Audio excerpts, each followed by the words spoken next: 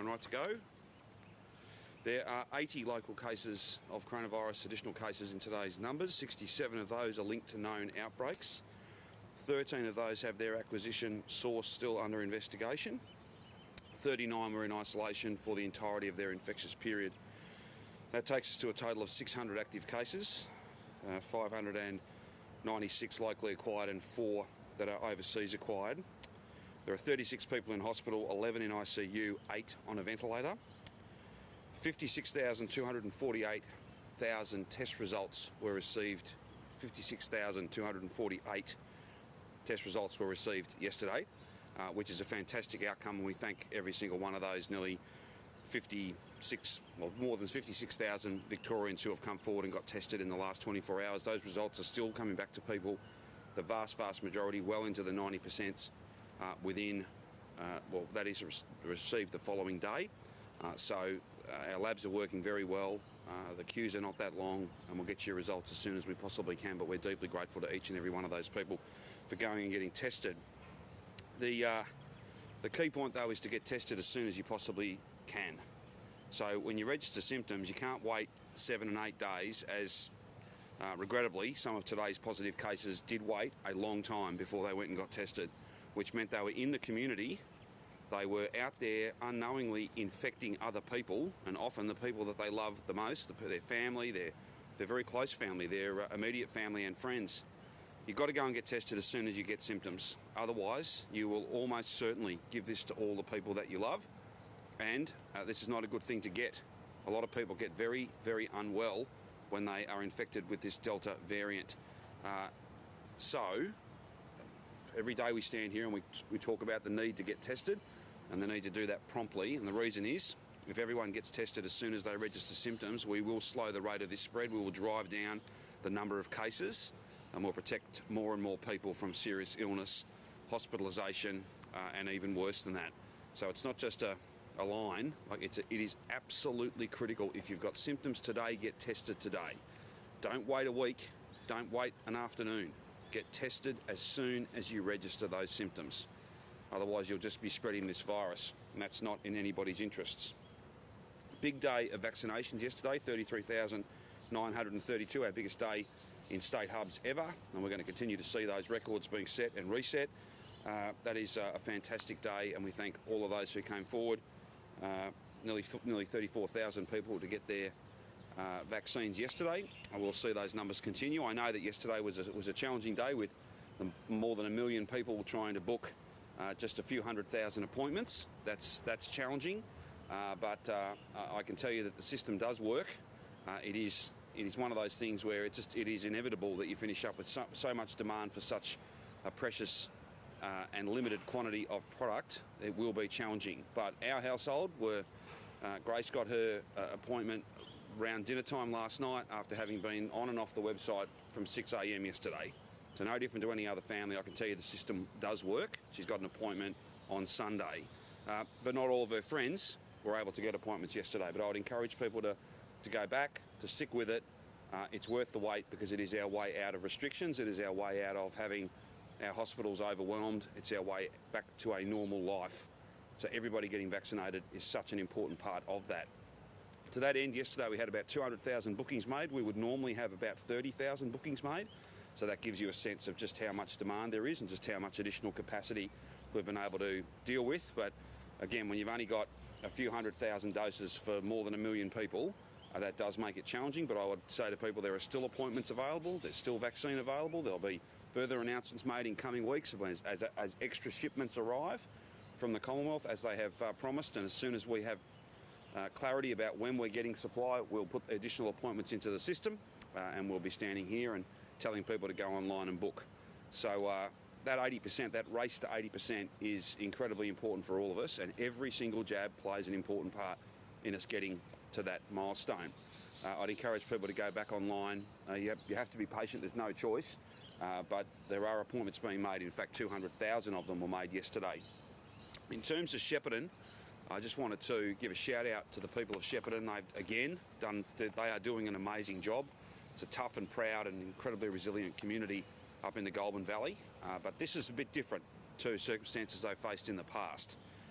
Because there's so many primary and secondary close contacts, around 16,000 in a community the size of the Golden Valley, that's a lot of people who are at home having to do 14 days of ISO. Some of their circumstances may change depending on test results, but at this stage they're all in. The assumption is for the full 14 days. That's very big impact on lots of industry. So the post office has been affected, supermarkets have been affected, distribution centres have been affected. Every part of life in Shepparton and across the Golden Valley has been impacted by the fact that so many people are not at work. They don't necessarily have the virus, but the assumption has to be that they've been exposed through schools, through shopping centres, through all sorts of different exposure sites. So what we've done, I've asked Deputy Emergency Management Commissioner Deb Abbott to go to Shepparton. She's gone up there last night. She'll essentially be in partnership with other senior officials across government, particularly from the Department of Families, Fairness and Housing, who will be coordinating emergency relief. She will be running that as if it were no different to a bushfire or a flood. That emergency management architecture will be in place. But it will be, in the main, very, very simple things.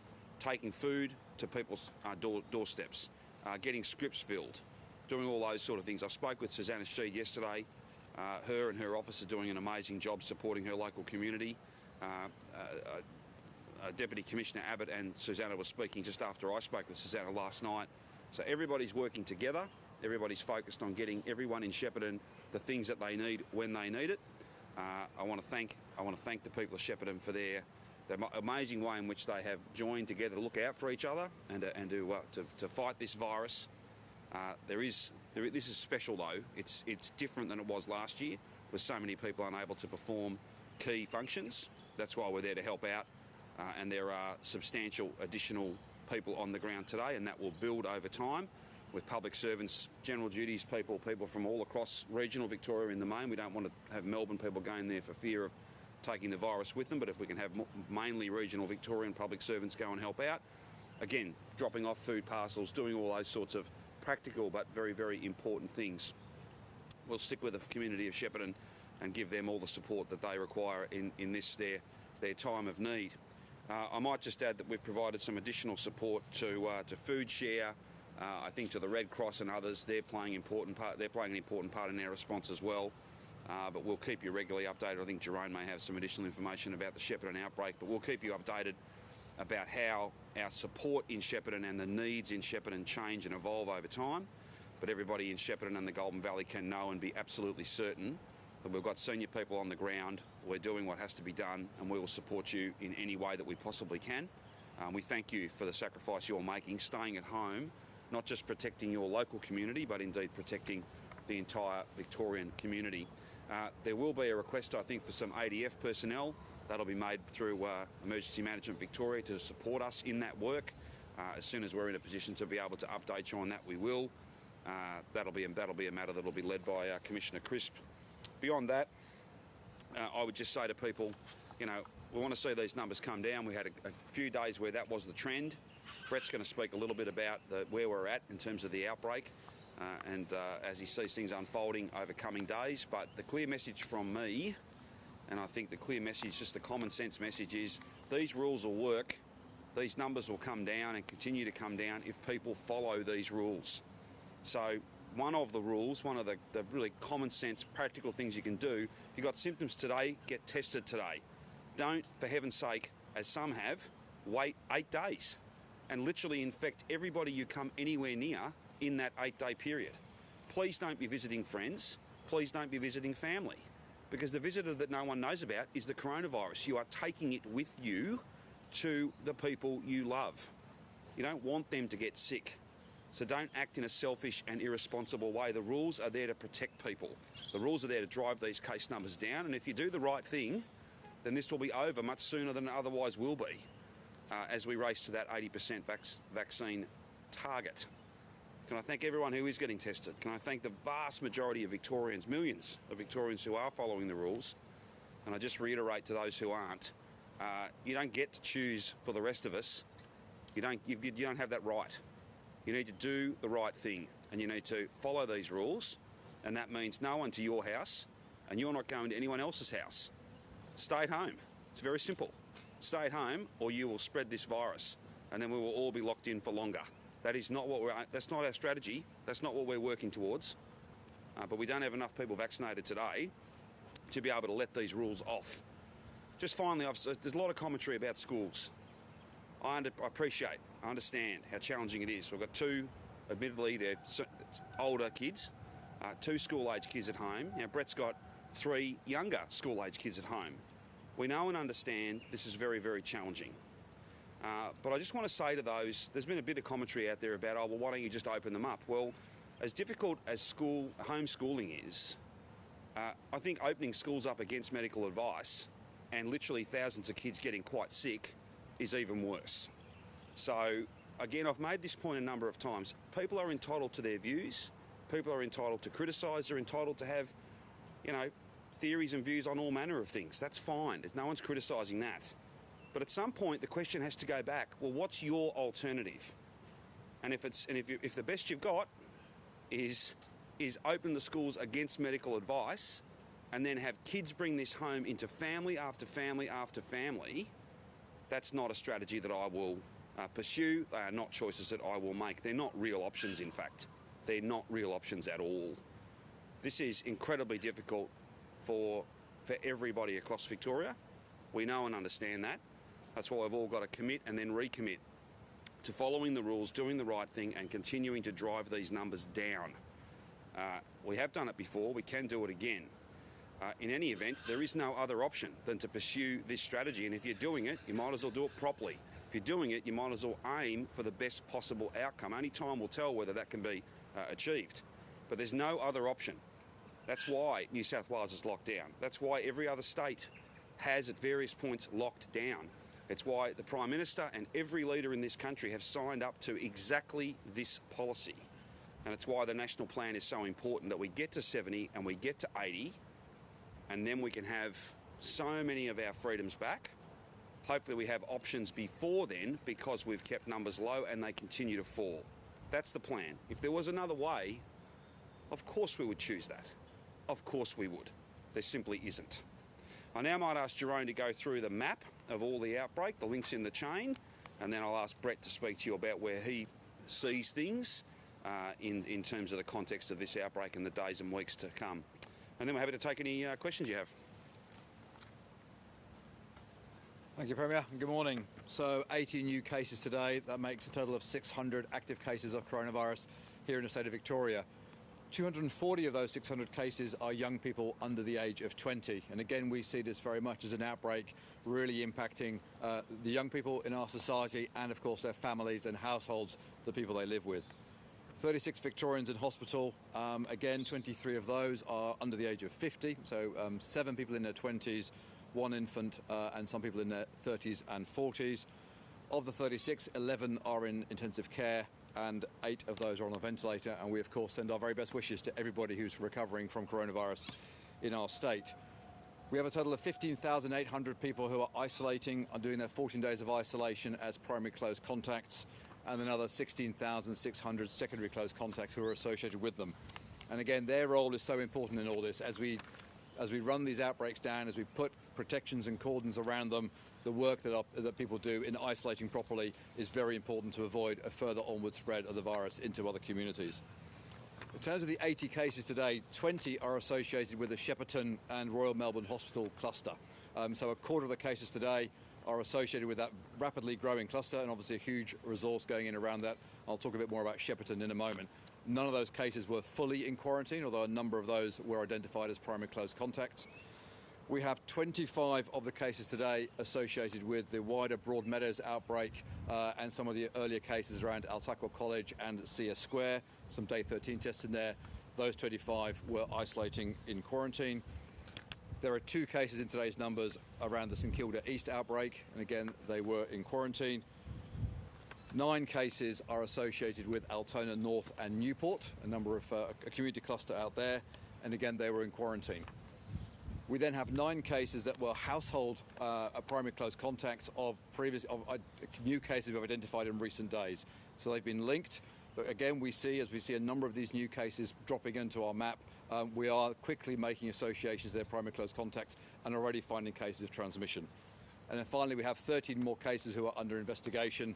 So that last 9 under 13, we are working on what their quarantine status was. Some of them will have been in part quarantine. Most of them will not have been in full isolation for that period. And that makes the 80 we have today. The Shepparton outbreak is now 67 cases in the city of Shepparton. They're all linked. That's an increase of 18 within the Shep cluster alone in the last 24 hours. There is a huge effort going on, and my thanks to the entire public health team up in Shepparton, Goulburn Valley Health, the local council and other local partners are working very hard to support the contact tracing effort to make sure people can isolate safely, and in particular thanks to the work of DFFH and our various local partners and the ADF who are providing heavy support up there to make sure that the 16,000 people in Shepparton who are currently isolating can do so safely and get good support to do so. We have tested over 16,000 people in Shepparton already over the last few days. That work, of course, continues over the coming days to make sure we track any other remaining primary close contacts and anybody else who might be symptomatic in Shepparton. It's been a very fast opening of that particular outbreak, and we expect, I think, to find more cases over the coming days, but we are seeing a very, very strong response by all the local partners, and we thank everybody up there for the sterling work they're doing to get us through this particular outbreak. We continue to run 12-hour, long and extended testing operations at 3 of our testing sites. Waiting times were quite short yesterday, about 30 to 45 minutes. And again, we encourage anybody in the Shepparton area who is symptomatic or in any way associated with the schools or the exposure sites to please come forward for testing. In terms of the other clusters, we still have 85 active cases in the Altona North and Newport area, so widespread sort of chains of transmission across the community there. We have 441 identified primary close contacts who are isolating, and over 80% of them, 82% of them are isolating effectively and have returned a negative test result already.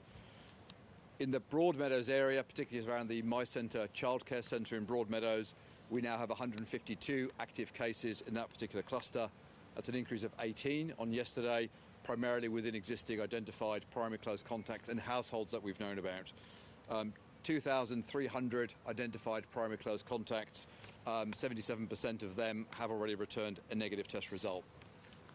In the St Kilda cluster continues to grow, but slightly, only 38 active cases in the St Kilda cluster. It's an increase of 2 on yesterday.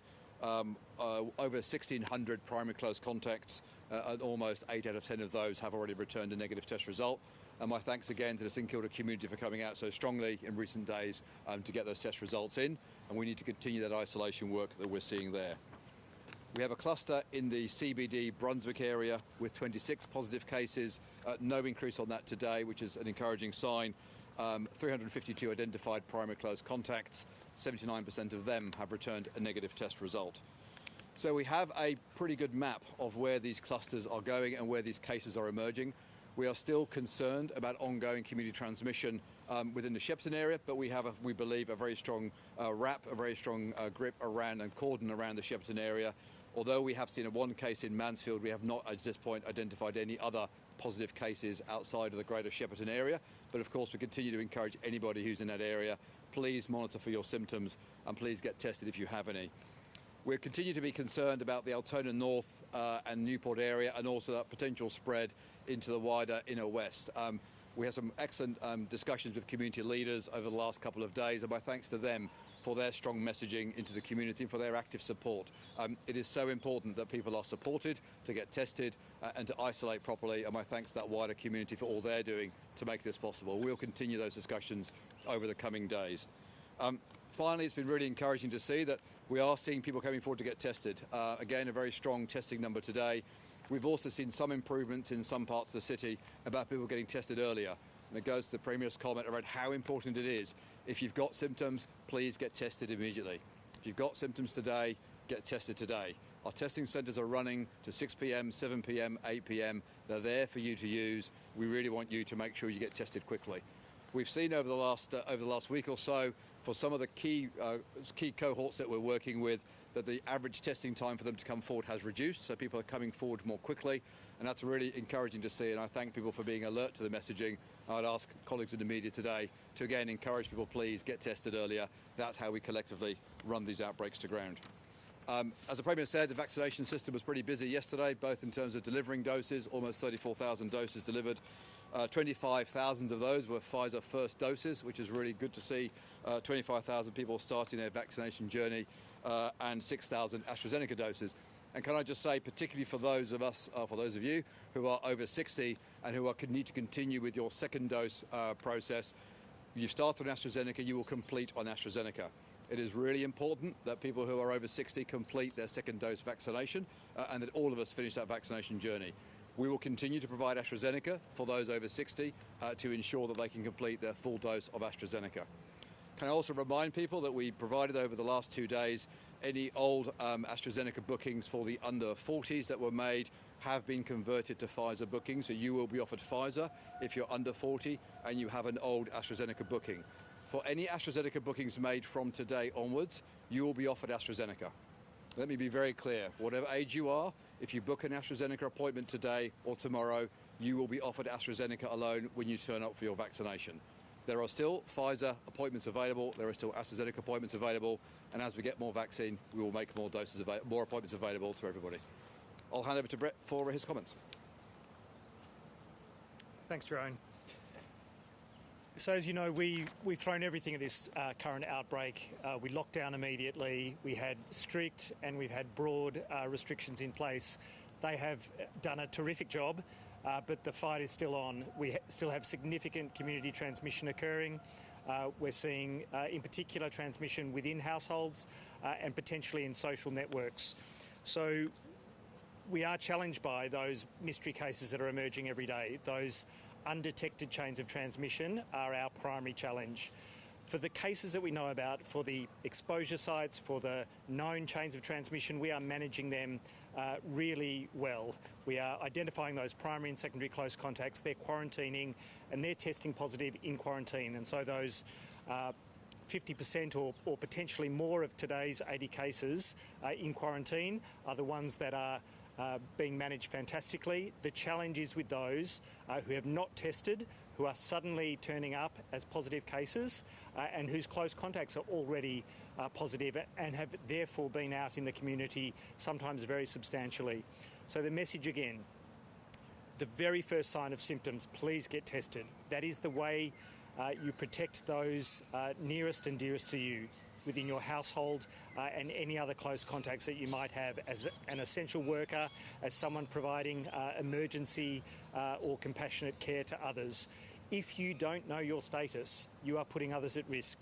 So for those that you love, for those that you care about, for those that you want to keep out of hospital, out of ICU, off a ventilator, please get tested. If you don't know your status, you could be putting others at risk. We're still learning things about the Delta variant. We know it's highly transmissible. We know it moves very fast. We know it causes really significant illness.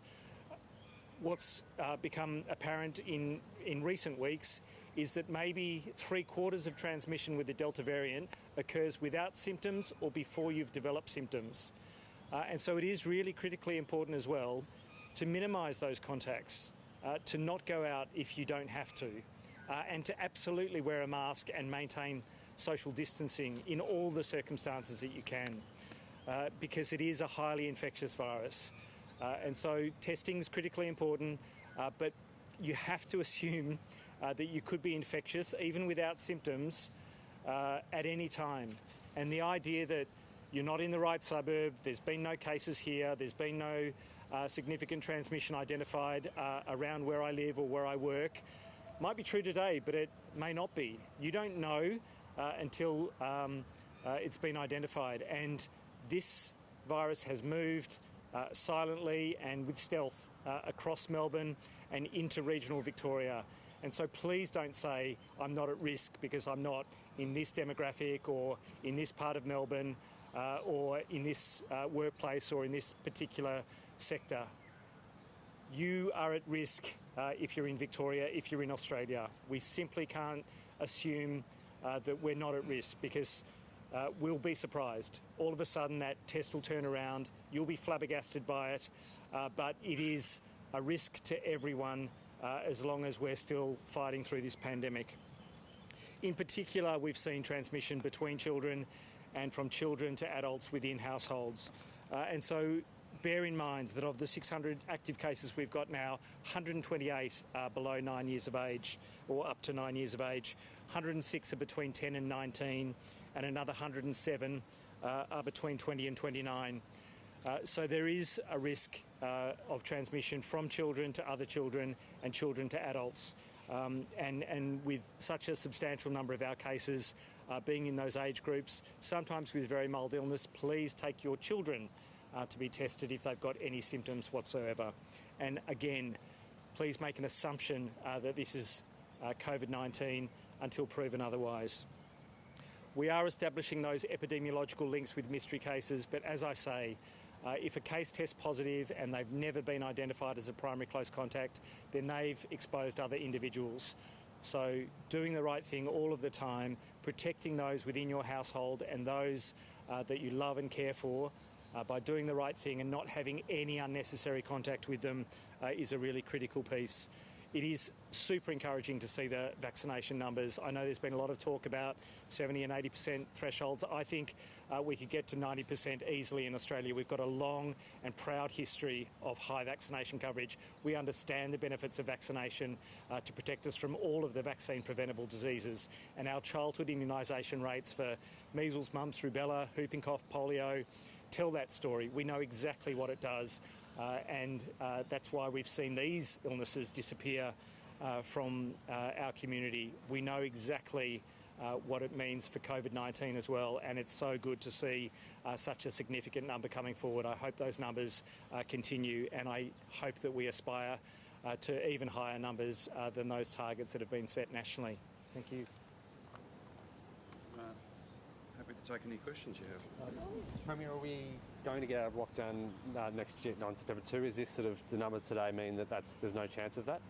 No, I wouldn't say that. It's too early for us to say what we'll be doing, what advice I'll receive, what decisions we'll make for September 2. What you can be certain of, though, is that if people break the rules, if people make selfish choices, bad choices, then we'll see more virus, not less. And that just detracts from the work that so many millions of Victorians are doing, making sacrifices, looking out for each other, following the rules, doing the right thing. So I just urge every single Victorian, these rules will work. They have already prevented us going where New South Wales is, and I just send my best wishes to everybody in Sydney and more broadly in New South Wales, particularly those who are working in the hospitals up there. Like, they've had a couple of hospitals now that are under extreme pressure. That's no fun. That's really serious. So we wish all of them well. We've got to do everything we can to try and avoid that. And this is the only option we have, is to have these rules on and for everybody to obey these rules and everyone to play their part in driving these case numbers down. The alternative, of course, is to let it run, to just grow tired of doing the right thing and to think you can cheat your way out of this. You just can't. How late are we going to, Premier, how late are we going to leave it before we let Victorians know whether that lockdown's going to be extended? We'll give people as much notice as we can, one way or the other. We've always tried to strike that balance between notice to people and also the most contemporary data. And every day's data tells you a different picture. It adds to what you know and what you don't, and your sense of confidence about how clear you can be about what's going on out there. Of course, not everybody tests. There's always more virus there than you think. That's why wastewater testing is important. It's why people coming forward and getting tested really quickly is critically important. And it's why, as difficult and as sick of these rules as we might all be, it's our only option. Or we can go to the New South Wales way, where we've got thousands of cases a day, but they won't be at thousands for long. Like, the numbers that they're recording in New South Wales, and we send nothing but our best wishes to them. But that's with a lockdown on. With a lockdown. Imagine what happens in our emergency departments, our ICUs, and across our health system if that lockdown was not on. You'd finish up with even more cases. And the same would apply, exactly the same would apply here. New South Wales Premier, they've granted some people who are fully vaccinated can go and have picnics. Is that something you support? Oh, look, the New South Wales government will get their own health advice and they'll make decisions. Hopefully all those decisions are consistent with the national plan. I know the decisions that we make will be. So again, I'm not here to be an interpreter of what they have or haven't announced. It's all dependent upon reaching various milestones. I don't know that they've met those yet. if you want to know more about what New South Wales has announced today, then I would respectfully suggest you have a chat with them. Just on these, you've mentioned before, I think all three of you have actually mentioned that people aren't getting tested quick enough. Some aren't. Is that sort of, I guess, tardiness associated particularly with some clusters, Altona North, Shepparton? Oh, look, I think we've seen in many different parts of this outbreak, we've seen many different people, but I think you'd have to say that the bias tends towards a younger group, and you know, if people are unhappy with me being honest about that, well, you know, they'll need to come to terms with that, because it's a fact. There are, in this outbreak, some younger people who are waiting for too long to get tested, and we can't change that now. That's already happened, but I just appeal to them with a sense of, you know, real urgency and purpose. If you've got symptoms today, get tested today, for you, for the people you love the most, because they're the ones you'll give it to. They are the people you will give it to. Just think about the people you love the most in the world on a machine to breathe. That is not a good image. So get tested today if you've got symptoms today. It's one of the problems is... Regardless of your age, Rich. It's one of the problems, this cohort, they're not listening to you right now. How do you engage with these people? Well, they might be. I don't know that they aren't listening to me now. I hope some of them are. And look, the vast majority... My question I understand the point you're making. The vast majority of Victorians are following the rules. That's why these numbers haven't spiralled. That's why this lockdown, as painful as it is, has contained these numbers. Are they as low as we'd like them to be to open up? No. Are they a damn sight lower than they'd be without these rules? Absolutely. That's not even at the point of debate. No one need waste their time trying to argue that we wouldn't have thousands of cases a day if we didn't have these rules on. On the point of engagement, we engage with communities with every platform we can muster. Traditional media, social media, door-to-door stuff where that's appropriate and where that's safe, church groups, multicultural group, all sorts of different angles and approaches, and we're very grateful to all of our partners who've done that. So many of these outbreaks have been in schools, so many of these cases. You've got a quarter of cases pretty much that are under 10. School communities, we've engaged in every way possible. We're always looking for new angles and new ways to get to people, because the message never gets to everybody, because clearly some people are making a choice that, look, I've got a scratchy throat, I've got a headache, I've got a fever, I've got this, but I'll wait 4 or 5 days before I go and get tested. In the meantime, you've just infected all the people you love, and they may have infected other people as well. So we just got to go and get tested when the symptoms are there. We saw the New South Wales Cho do a live stream on TikTok. Is that something that we need to consider? I think that the Victorian Cho and lots of others have done more than their fair share of Zooms and Facebook Lives and all sorts of different things. Do we need TikTok to reach younger people? I don't know. That's where the issue is. Look, I'm sure we'll use whatever platform we can. We're kind of technology agnostic. We'll use whatever platform we can to get to everybody we need to get to. And sometimes that's word of mouth, or phone calls, or we're safe, you know, door knocking and stuff like that. That's pretty hard at the moment.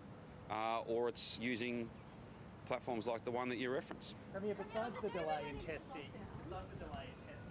with some members of the community, is there are there other rules being breached potentially in that time? Look, I think we all know I think we'd all be a bit naive and probably kidding ourselves if we didn't all admit that all of us know someone who's gone and visited someone they shouldn't have visited in the last few months. We all do. I'm just appealing to people. The longer people break the rules or make a judgment that the rules don't apply to them, the longer these rules will be on. It's as simple as that. And the more cases we have, the more people that'll be in hospital. Now, that's not being alarmist, it's just being factual. It's being factual. You've got 15,000 active cases in Sydney. You've got real pressure in their hospital system. I know I promised that we'd have some nurses to come and talk to you about what it was like to nurse COVID patients last year. That'll be happening very soon, as early as tomorrow. Just to give us all, just to remind us all, because it was a while ago, and maybe we've moved on a bit. It's not really an issue now, and we can rationalise it. Well, our nurses will just take care of it all. Well, they have to be given a fair chance of success, and if they're overwhelmed, then you know they're amazing people, but they are human, and there are limits to how much they can do, how much they can achieve. We've got to give them a fair fight. Do we know? Yep. On the day we went into lockdown, we recorded 8 cases. Today Yes. we recorded 80. That's 10 times the amount. Is it time to review the settings, and do we need to go even harder? Well, I don't know that there's too many more levers to pull. What I'd say to you is that, you know, this is it's a very wide debate, isn't it? You know, we've got some people up in Sydney telling Gladys she should put Victorian rules on. We've got some people down here telling me that our rules are too hard, go harder, you've gone too far, all this sort of stuff. That's all healthy, that's all fine. The fact of the matter is, if these rules that are on now, if they're followed, they'll work. And that's why I'm appealing to everybody to make the best choices you possibly can. And look, I don't want to detract from the millions of people who are doing the right thing. But I wouldn't be doing my job if I didn't call it out when we see, for instance, some people literally taking a week to act on pretty significant symptoms. You know, not really something you'd miss when you've got a fever and you've got a runny nose and you've got a scratchy throat. You know, you've got to assume you've got this because there's not a lot of cold and flu around. But look, can we go even further? You know, there's not much more. We've pretty much, as the Chief Health Officer has said, we've thrown everything at this. And it's stopped us getting to 1,000, which is very good. But can we drive it down further? Yes, we can. How far we can drive it down, it's really in the hands of every single Victorian and the choices they make. How many of the new cases have come from illegal home visits? No, I couldn't put an exact number on it, but, you know, again, we've had this debate a bit as well, right? The contact tracing team, all they want is the information to trace the virus. They don't refer on to Victoria Police. You know, it's like talking to your GP. So we want people to tell the full truth because that's worth much more than any fine we might issue. Much more. It's worth everything to us because that's how we drive case numbers down. So we want people to be truthful. But the best thing is if you finish up getting this virus, when you sit down for your interview, you won't have to tell anybody about all the home visits you made against the rules because you didn't make any. Because you made a judgment that it's not good to give this to your loved ones. Your friends, your family, it's just not a good thing to get. It's not. Anyone who's had this, you know, some have it very mildly, many have it in much more serious circumstances. That's not a good thing to have. Were any of them from illegal home visits? Sorry? Were any of the cases today from illegal home visits? I don't have a breakdown by legality or illegality. What I do know is that there are some people who are visiting other people and they should not be doing that. And, you know, it's very simple. The longer we do that, the longer we will be locked down. It's a very simple equation because all that behaviour does, as is evidenced by the fact that we're reporting more numbers, it just spreads this virus. So you go to visit a friend, it's all good, someone else can follow the rules, I'm not going to. And it's not just you visiting your mate, it's the coronavirus as well. And then people get sick. And I just remind people, we have people in hospital from all age groups. And none of them are doing particularly well. It's very challenging to be hospitalised with a respiratory condition like this, with this sort of a virus, particularly this virus, is tough. It's very challenging. You don't have to be in ICU to have a pretty difficult experience. If you're hospitalised, that is serious. That is serious. And no one should be acting in a way that makes that more likely for them or the people they love the most. I don't reckon I can be any plainer or simpler than that. The longer people break these rules, the longer these rules will be in place. It's really simple. Please, please make the right choices, like millions of Victorians are. It's always that smaller group of people who, you know, they've just got to make better choices. And police are out there. Police are out there doing what they need to do. As far as an update on how many fines have been issued and all of that, I'd leave that to Vic Pol to do that because I don't have a brief today actually on that. What's the plan for getting kids back to school? I know you want a target of all the kids get vaccinated before Year 12 exams. So why won't you Hang on. We'll get Year 12s vaccinated before their exams, and Year 11s, that's our aim, at least one dose, because they finish up at the end of October. So it's not that far off. Will you create priority lanes for them then? We'll have more to say about how we're going to get the vaccine administered to our most senior students. We have very successfully used priority lanes, and I think you'll see that will be a feature of the plan that we announce, and we'll announce that quite soon. It's not going to be tomorrow. We've got to get the planning right, but there's a lot of planning work going on, and we'll make those announcements as soon as we can. And that sort of an approach has worked, whether it's with healthcare workers, aged care workers, lots of different priority cohorts have been able to get their vaccine that way. So what works. I wouldn't necessarily say that every single one of our 55 hubs would have priority lanes for students. So we'll engage with schools as well so that they can be as proactive as possible in, you know, groups of young people going and getting vaccinated at a particular place at a particular time, all of that. and that's why we need to take the time to get it right, because it's not just a matter of telling people where to go and then they all turn up at once and it doesn't work. It's got to be done in a sequential, logical way, and school communities have to be part of that. That plan you're talking to or alluding to, does that include plan for all students back in the classroom? Is that specific to those end of? No, I think it's fair to assume that we'll have an arrangement given the urgency with the timeline. It's like, once exams are finished, then these kids are gone. These young people, I should say, are no longer in our system. So we have a little bit longer for the younger groups, but we want to at least have all of our students from 12 and up at least one shot before they leave us at the end of the year. Some leave for good, our year 12s. Others will leave and go off on summer holidays. They're going to be pretty active. One jab is at least, the doctors tell us it reduces transmissions 50-60% coverage. That's a significant benefit. When you think about so many young people moving around throughout the whole summer, that's one of those risks that we can dramatically reduce. Will that be an easy task? No. Will it be wholly dependent on how much supply we get? Yes. And when we get it. That's why yesterday, as challenging as it was, I know, for so many people to be on the website and on the phone line for as long as they were, to have got 200,000 appointments made yesterday and to have so much interest, it's a good problem to have, because it shows you that this stuff about hesitancy is just not accurate. People want to get vaccinated, and they want to get vaccinated yesterday. They want to get vaccinated really quickly, and that's fantastic, because that is our way through. Have you using one of our state-run hubs just for those Year 12 students? Yeah, we're looking at all those options. I think the spread of the hubs, though, is an advantage. Rather than concentrating down to one, you've got a network, then use some or all of that network to deal with kids, young people that are everywhere. They're not just in one part of Melbourne. So we'll have more to say about that.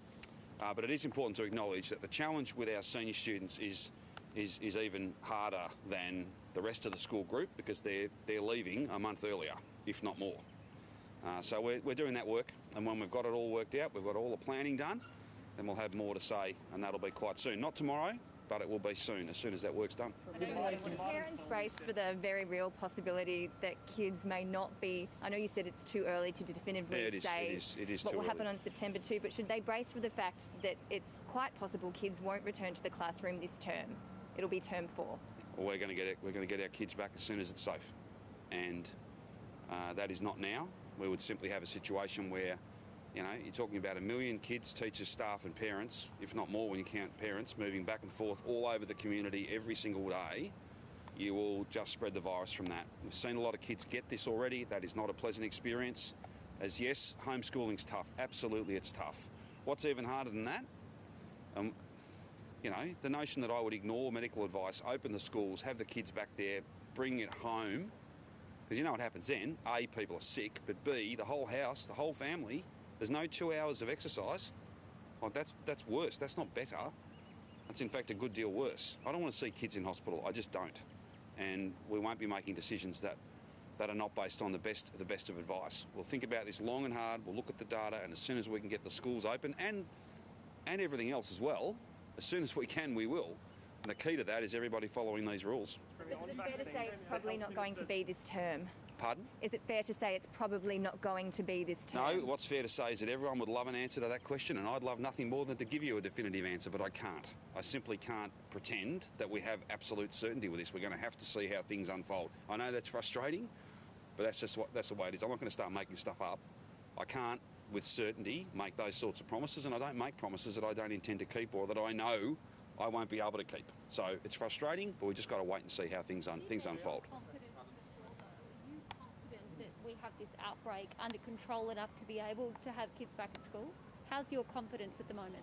Well, I'm confident that we don't have this raging to the point where our hospitals are being overwhelmed, but we are in this really difficult position where it's stubborn, it moves fast. Even a small number of cases presents a really significant challenge.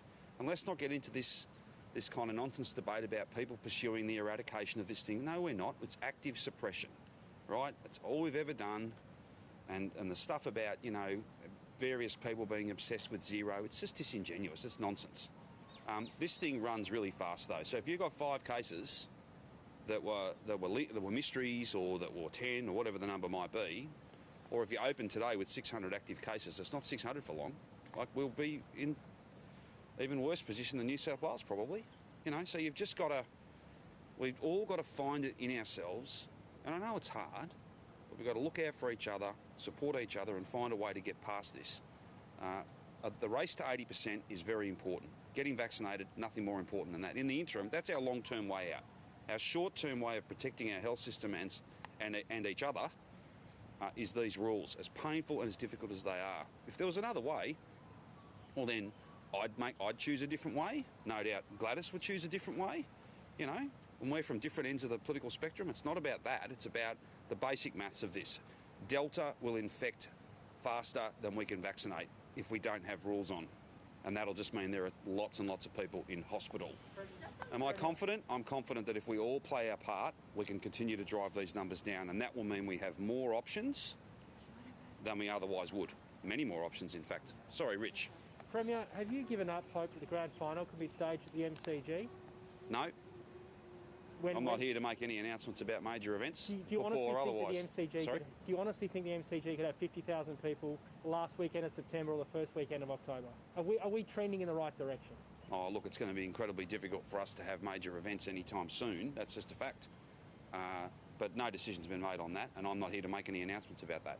When a decision is made, then you'll find Martin Bakula and all the AFL will be out there talking about that.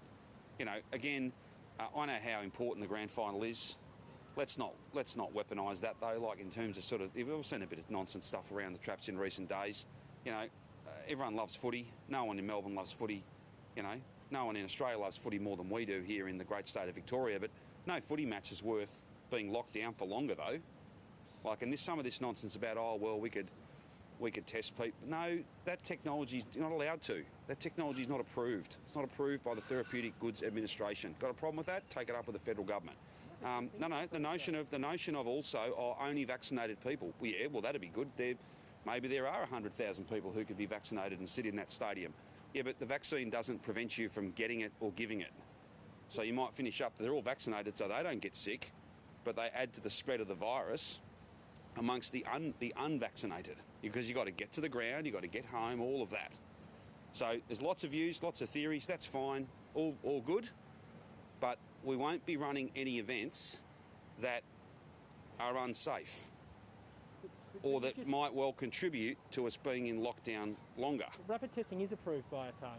Sorry? Rapid testing is approved. Rapid antigen testing in that sort of environment is not approved. The TGA have not approved that. There is a pilot going on. It is not approved. So the notion that it's some secret weapon, some magic wand, it's not. It is not. If it were, we'd all be using it. Given the asymptomatic serial testing, that's what works. Test that sort of methodology, and that's what the trial is. Every day, like we do in hotel quarantine. Given the asymptomatic cases that are going around Shepparton, is there any plans to blanket test all of Shepparton? I think Brett mentioned 75 or three-quarters maybe asymptomatic. Not at this stage, no. I think we'll get, as we've always had, like no community comes out like Shepparton does when they're called to come and test. It's fantastic, and they should be very proud. We're certainly proud of them. This is slightly different. I don't think it's about testing so much. Well, we'll get to everyone that needs to be tested, and I think they'll queue up forever to get tested because that's what the Shepparton people do.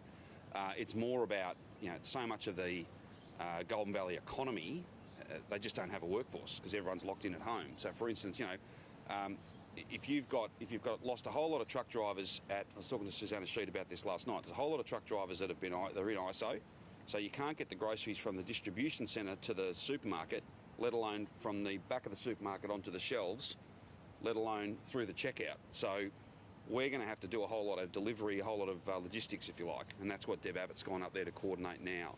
But no, I don't think we'll have to be doing sort of everybody. Look, by the time everybody who wants to get tested and play their part gets tested in Shepparton, it may well be the vast majority of people in there. So they're a pretty special bunch. Is there any chance the rules, like if we get Melbourne, the cases in Melbourne contained, is there any chance, and Shepparton's still going, is there any chance there could be a reverse lifting of lockdown? So say Melbourne comes out of lockdown, but Shepparton stays in like a ring of steel? Well, look, I couldn't rule that out, but I don't want to be alarming anybody in Shepparton that the rules will be on for as long as they serve a useful purpose, and that is at the moment to stop the spread of this virus. The best thing we can do for the people of the Golden Valley is make sure that they've got food, make sure that they've got their scripts filled from the local chemist, make sure that all the gaps that this virus has punched in the workforce in the Golden Valley are filled by people from all over the, whether they be the army, our people, people who want to volunteer. It's a strong community, and I'm sure that we'll support them to get through this. Residents have said that they were left waiting too long for that support for food supplies. Well, we're doing our very best, and we're working as hard as we possibly can. And this virus moves very quickly, and it's incredibly difficult for teams of people to do things safely. It's incredibly hard to keep pace with this virus. It's incredibly hard, but people are doing their very best, and we're working with the council. We're working with the local newspaper, because it's a trusted source of information in that local community. Great people there. We're working with the local member. No one's I think closer to her community. She's a fantastic local member, Susanna. I've spoken to her, and I'll speak to her again. And she'll call me at any hour of the day or night. She's got my number, and we'll work together to get this right. Deb Abbott going up there last night was important, and hopefully we can report further progress in supporting the people of the Goulburn Valley, tomorrow and throughout the weekend. We've already started the work around, for instance, to give you an example. And look, I don't begrudge people criticising. I don't begrudge people not being happy to be locked in for 14 days. No one would be, but just so that they know. We're already starting the planning around the day 13 testing and the day 13 clearance, because we know that's going to be such a big group of people. I don't want anyone locked in for any longer than they have to be.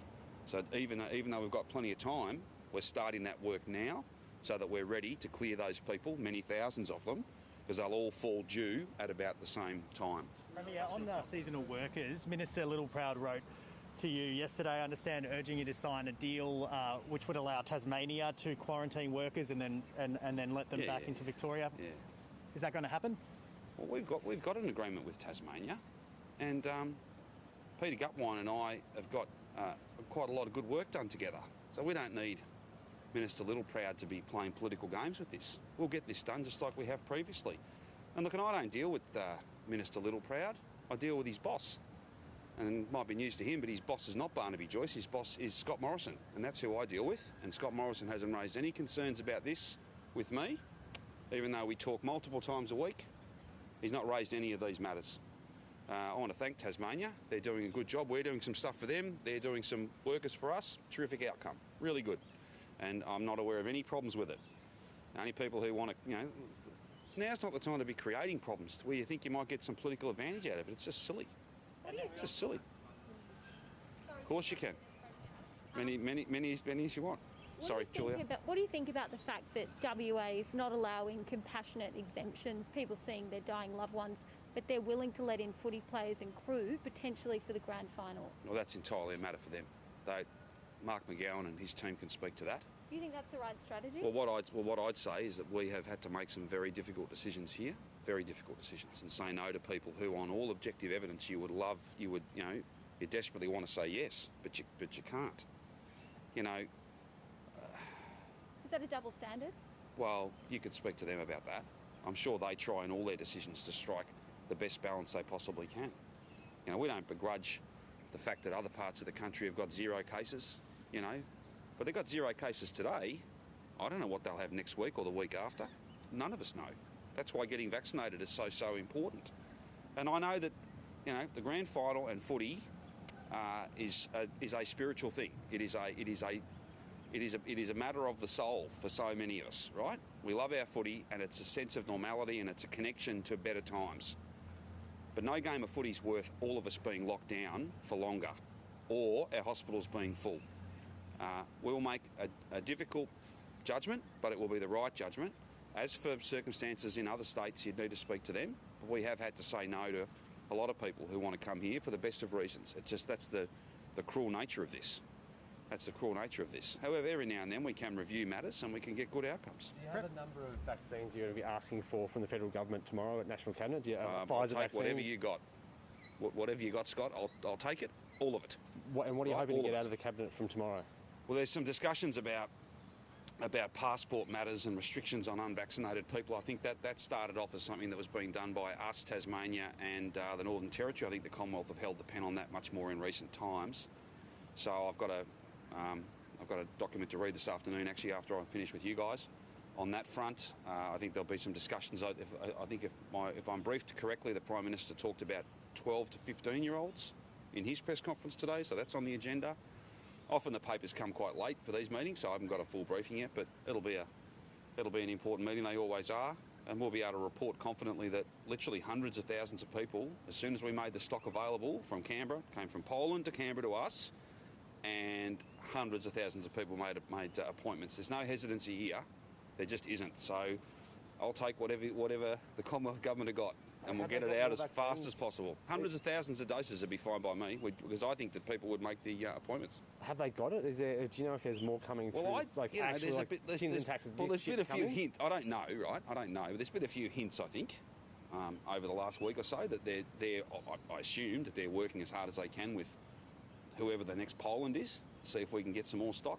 All I'm saying is, you've asked me the question, how much would we want? We want as much as we can get, because I'm really confident that Victorians will do whatever they have to do to make an appointment and turn up and get the first and get the second jab, because I know that getting to 80% is our way out of this.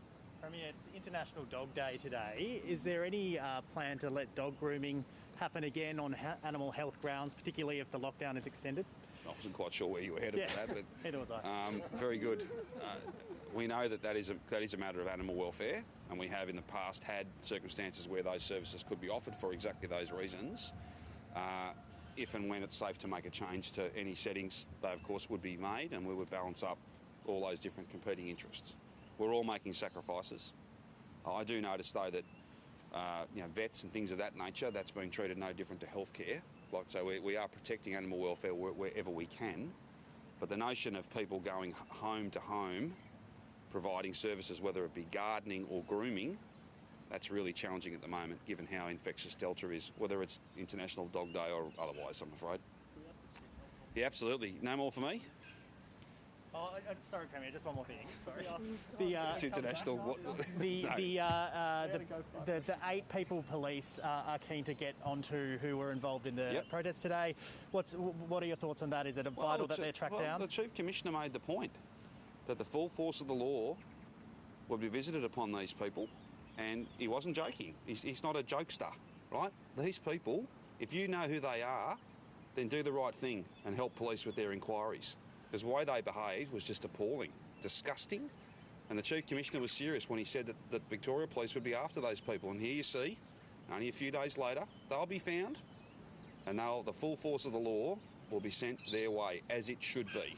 It's just not appropriate in any circumstances to behave like that. And as I said at the time, I reckon a whole bunch of those people, they were out for a punch-on. That's all they were out for. It wasn't about virus or any of that sort of stuff. It was just they were looking for a fight.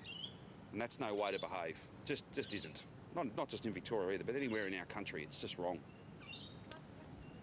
You said a few days ago that you'd give thought to having someone like Pat McGorry or a mental health expert come and speak alongside you at the press conferences. Do you have any update on that? No, I don't. But we speak with Pat. We speak with all manner of different clinicians within the department. And I just, I think anyone who's out there suggesting that mental health is not an active consideration in all the decisions that are made and all the advice that is provided by the Chief Health Officer is simply wrong. Simply wrong. We absolutely look at those matters. And yes, there is a degree of, it's very challenging to have kids at home. We know that. It's very challenging for young people, for many people of all ages, to be where we find ourselves. Those matters are actively considered. We've provided more funding and more support to the mental health system than any government in the country. We have had a Royal Commission, for heaven's sake. We know this system needs to be better, and we know that there are many people who turn to a broken system at the moment. That's why we're building a new one. So it's just wrong for anyone to suggest that we don't take these matters very seriously. We do. We absolutely do. And that's why the Chief Health Officer's got to make heartbreaking choices in the advice that he provides. They're not easily made. They're not flippantly made. And as many inputs, particularly the voices and the views of those in our mental health service system, are front and centre with all of these things. All of these things. And sadly, a global pandemic means that you do have to make really difficult choices. If it was either or, if it was simple, if there were, even one better option or 20, then we would choose them, wouldn't we? We wouldn't be where we are now. And if that is genuinely the last one for me, I'll throw over to the aforementioned Chief Health Officer. sound like a broken record here, but realistically, how likely is it that we're going to be in a position to come out of this in a week, and what day will you make an announcement? You are very much sounding like a broken record, I'm afraid. The Premier's made a statement on that. I haven't got additional advice today on that matter. We will, as we do every day, review how it's going. Clearly, today's a challenging day, and numbers are not going in the direction that we would like them to, but we still know the principles at work, and they are fundamentally what the restrictions are. And if people can follow those restrictions to the fullest extent, we know that can turn the numbers around, in particular in relation to minimising your contact with any other people to the fullest extent that you possibly can. We know there are essential workers. We know there are essential services that people need to access. People need to go out for food. If you can minimise those interactions to the fullest extent possible and have no other interactions that are not allowed, that'll turn it around. We know that. But in 1 week? Sorry? But in 1 week? I don't everything know. Went I don't well? know. We have to follow it each and every day. Brett, I mean, are there particular areas of concern for you? I mean, we've got 80 obviously, but are there particular areas of concern in Melbourne and in Shepparton that are holding us back? Well, certainly we know that the Inner West and Altona LGAs have been challenging. They continue to pop up with new cases.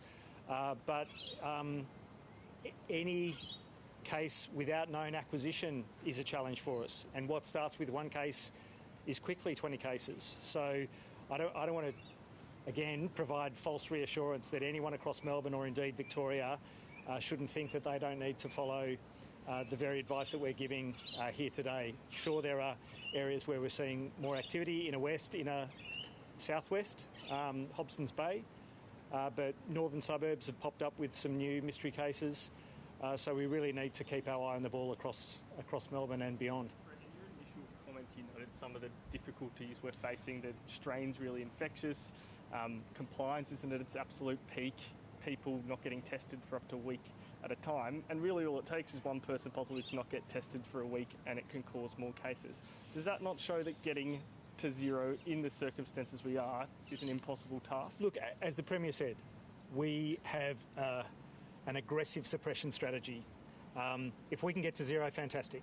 But if that is not attainable, we're still not going to let it run. We're still not going to allow thousands upon thousands of cases to emerge because we know that the restrictions hold that in check. So it's not a binary choice of zero cases or allowing thousands upon thousands of daily cases to emerge.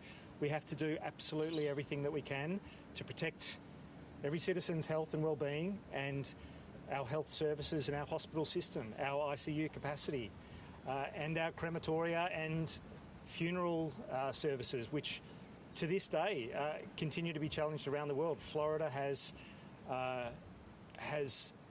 crematoria with bodies piled up in refrigerators. This is in the United States of America because they have overwhelming numbers of cases daily and hundreds of deaths.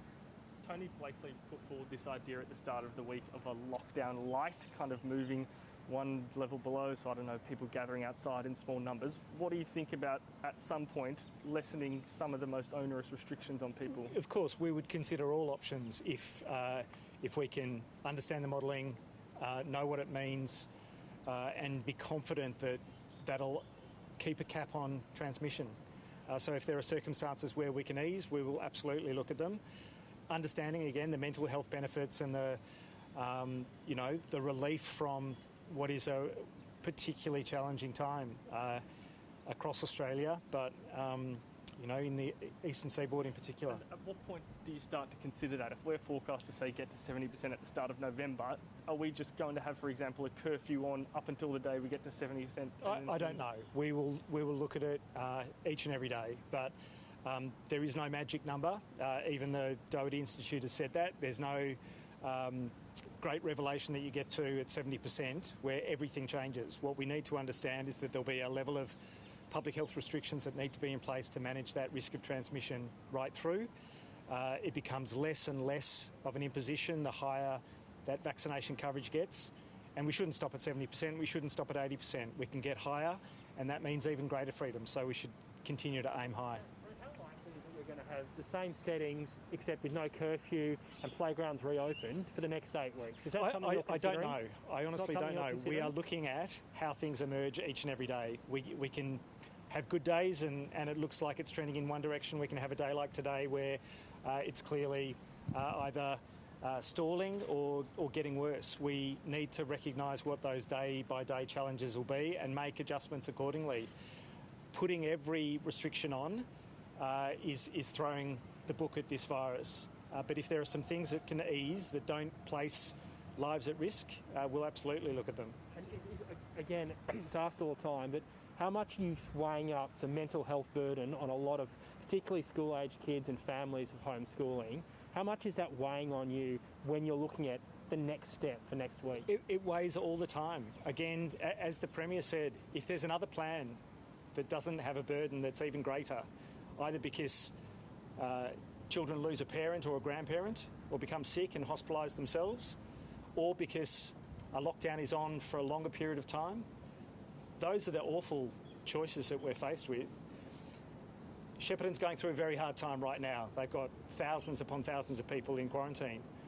But if Shepparton can get to a point where they've got no active transmission and they can go back to leading relatively normal lives, well, how much better will that be for adults, for kids, for the entire region?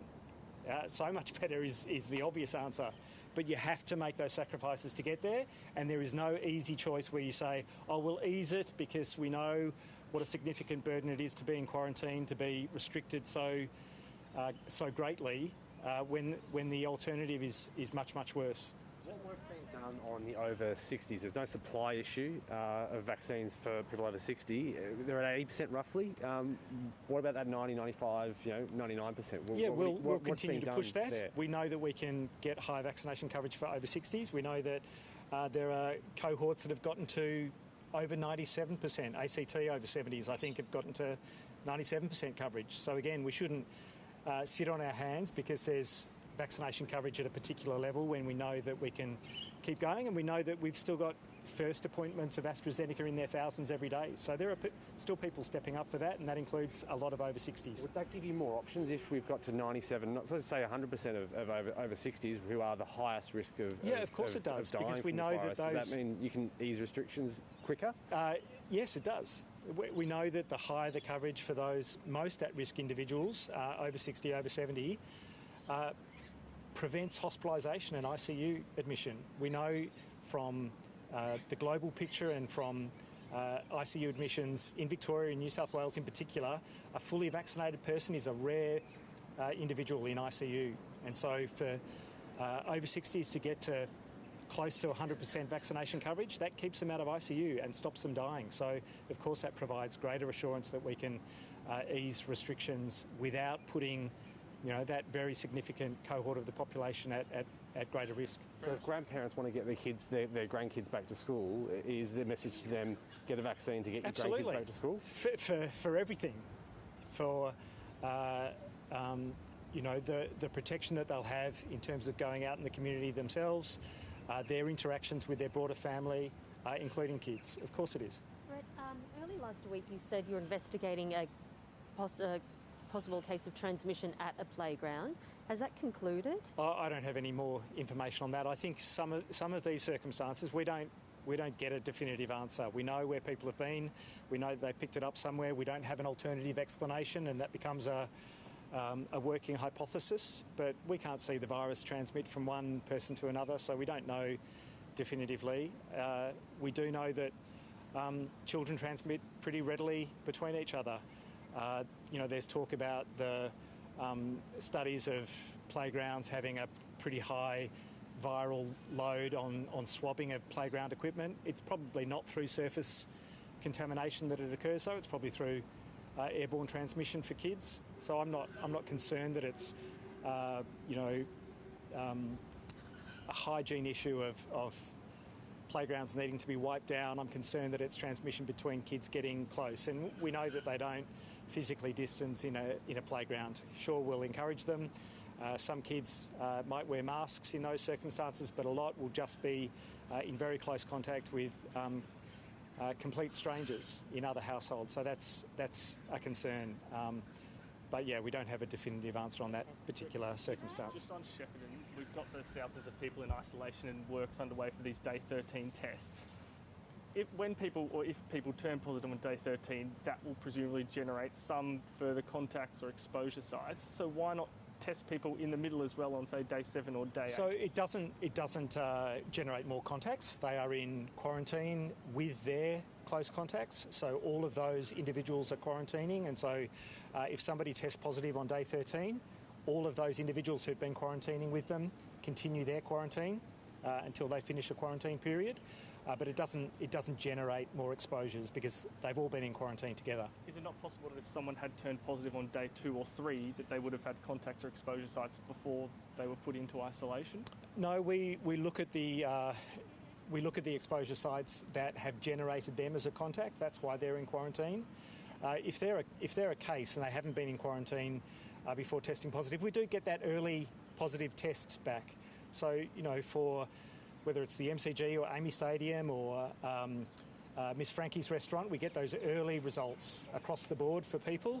If they've turned positive and we know that they've had a period of time out in the community, we generate those exposure sites and there are more contacts. But if they haven't tested positive early on, then that's not an issue. And on vaccines, Martin Foley mentioned last week there were discussions about targeting particularly these Polish Pfizer doses to either geographical areas or essential workers or particular groups. Why have we decided not to do that, or what is the merit in targeting those groups? I think we're still looking at prioritisation within the quantum of vaccines that are available.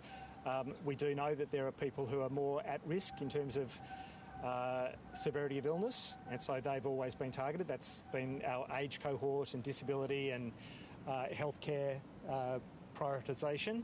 But there are also some industries that are more critical. There are some industries where the risk of transmission to vulnerable people are of greater concern. That's why the aged care workforce and the healthcare workforce have been prioritised. So that'll remain on the radar for us. But it's pretty clear that what we mostly want to do now is just crack on with as many doses as we possibly can, get that high population coverage, because it's moving towards that suppression of transmission across the board, especially for mobile working age populations. It's going to make a difference now. Can I ask one for Brett while you're still there? Sorry, Brett. Just another topic. How concerned are you about allegations that evidence against iCook Foods was doctored? Oh, look, I've said before, as a matter before the courts and as a matter that I'm going to speak at the parliamentary inquiry at next week, I'm not going to comment here. Very happy to speak at any other fora where I'm required to do so. Hi, Sharon. Do you know how the virus got from Glenroy to Shepparton? Yeah, so the genomic matching's been done between, we discussed it a few days ago, between Shepparton and Glenroy. We have a number of lines of inquiry still about potential movements between the Glenroy area and the Shepparton area. That work continues, and we're liaising with a number of other departments to run that to ground. Yeah, and can you tell us the total number of mystery cases that you haven't been able to link yet? So so yesterday we closed down about 23 mystery cases. I think yesterday the new cases were about 9. We have about 11 today. In total, we're still working around 40 or so mystery cases that we're still working on linkages. That includes today's numbers and those from yesterday. And out of today's cases, do you know how many lagged in getting tested or delayed by getting tested? Yeah, look, I don't have a precise number on that. Obviously, we've got a significant number of cases that have come up today. So the teams will be working through the profile of those cases. We know that about 39, 40 of those cases were already within quarantine and we're getting tested within that normal quarantine arrangement. The Shepparton cases we identified today, again, there's been a big drive on testing in Shepparton over the last few days, so I'm pretty confident people have come forward promptly with that now that we're well into the Shepparton outbreak. Our real focus today will be on those 22-odd cases where either they're connected to primary close contacts or they're new cases to us today. We'll do that investigation over the coming hours. A couple of exposure sites in Bay Street, Brighton, reports that was the case, that a person got tested but then didn't stay home and isolate until then they eventually got a positive result. Is that the case there? I don't have the details of that case. That would clearly be very disappointing, and look, I think we've been doing this for long enough now that says if you've got symptoms, get tested immediately. If you're getting tested, get tested and go home and isolate either until you get your negative result or if you're a primary close contact for 14 days. Is there a case at Northcote Primary School aftercare that may have exposed kids? Are you chasing that one up? Which one? Northcote Primary School and their aftercare program? Not on my radar. I'm very happy to check on into. Thank you. The cases you gave us earlier, they Yeah. add up to 78, so it's okay if you don't have to, you don't need to break down again, but could we just put on notice, can we get that? You can say, I'll put it on notice. I'm not going to go through that whole list again, but it all added up this morning, that's for sure. Of the 20 cases, I think it was in Shepparton, do you know how many were infectious in the community? Yeah, so look, I think the vast majority of those Shepparton cases will have had some period of their infectious period in the community, because we've only started the Shepparton response, Friday, Saturday last week. So we are still in that sort of, pulling all the cases out of the woodwork stage with that outbreak. As we go through, as we've seen with all the previous outbreaks, the number of people who are in isolation for that outbreak will increase as we go forward. Monash Medical Centre, do we know how many healthcare workers are isolating there? And then on top of that, because we've got Royal Melbourne, do we know overall how many healthcare workers across Victoria are isolated? So let me take Royal Melbourne first. And of course, we've seen a significant exposure at the Royal Melbourne Hospital. And can I just again thank the whole team at RMH for the fantastic work they're doing there. We have 450 staff at the moment who are on furlough from the from RMH, and that work continues. And obviously, we're providing support from lots of health services. I am pleased to confirm that the ED department has opened up again at RMH this morning, so they're no longer on bypass, which is it's a good sign for all of our healthcare systems. But we'll of course continue to support RMH. The Monash exposure was quite small, and there was a positive case in the area briefly because it was a part of the hospital where all the staff were in Tier 3 PPE. There are no other staff that have been furloughed at this time. There's a report that case at Monash tested positive and then tried to deny that that COVID-19 existed. Is that something that you are aware of? I'm not aware of that individual's reaction to that. I think the reason we're here at the moment, the reason we've got 600 active cases at the moment is because it is very real. And look, the vast majority of people that we deal with on every day, the 53,000 people that got tested yesterday and the people that are positive today, all know it's very real, and we need to stop it right here. You with another example, Altona North, where there's the testing site. The IGA owner there says the queue kind of extends out beyond the entrance, and then he's noticing people leave from a test and come into his supermarket. Is that something that we need to reassess where that testing site is situated? Yeah, I'll certainly be happy to take that on notice and work with the team at Altona North. You mentioned a baby in hospital with COVID. Are you able to shed any more light on the baby's condition? And are the parents allowed to visit the sick infant, or are they all together? Yeah, so look, I'm not going to give any more personal details. I think that's enough. I can confirm that there is still an infant that's in hospital at this point in time. We've got 7 people in their 20s, and I believe that infant is being supported by their family. The infant in RCH, and then the parent presumably also has been infected. Are they at a different hospital? I don't have that level of detail. I'm not going to confirm where they come from. Of the new cases, do you know how many, if any, were transmitted through the home or through home visits? How do you mean? Of the new cases today? Yeah. None, I believe. So we have a couple of cases today, I believe, which are connected to the RMH exposure site. There's a number of staff in that particular cohort, and there are also some household close contacts. I think the cases today, I could be wrong, but I'm pretty sure I'm right, that the 2 cases today with the RMH are household contacts of existing positive cases. So there's no evidence of illegal home visits through the household contacts of tested positive? Not with the RMH, certainly no. Or any of the other... Oh, look, I mean, I think, as we've seen, we're still working through the cases and the details and the movements. As I said, the majority of the cases today, 40 of those cases or 39 of those cases that were in quarantine, again, not that you ever want anybody to get COVID, but we understand where that transition's come from. That's within a controlled environment. We've got 20 cases associated with, or 18 cases associated with Shep, 2 with RMH. We understand those pretty well. Again, there's nothing else to add to that particular story. We've got the others that we're doing the ongoing work around. Most of those are linked to existing cases that we understand. I've got no evidence of widespread breaches, but as the Premier said earlier, I think all of us can see around us that if the rules are complied with, the rules work. If people stay isolated, stay at home, stay within your existing household bubble, the people you live with, and if the coronavirus comes into your household, it won't go any further. The challenge we're seeing in too many of our cases is where there has been a history of people moving and visiting around other households, the virus travels with them. And that's the thing we have to stop now, because if we don't stop it now, the case numbers will just keep growing and growing and growing. Okay? Very good. Good. Thank you all. Thank you very much, everyone.